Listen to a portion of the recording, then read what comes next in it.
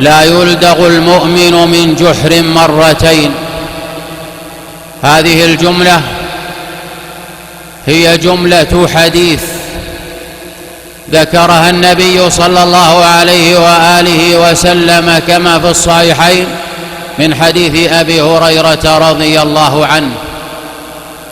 ومثل هذه الجملة وهي حديث بمفردها حديث ليس معها جمل أخرى: لا يلدغ المؤمن من جحر مرتين.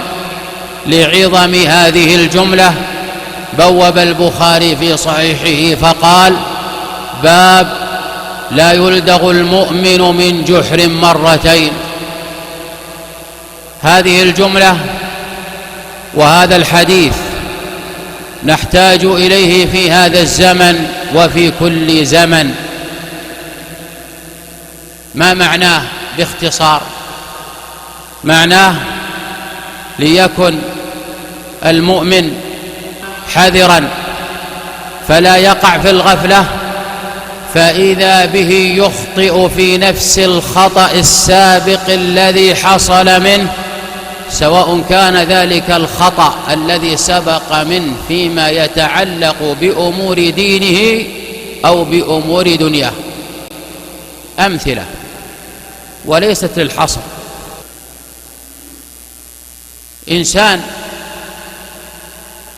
غرر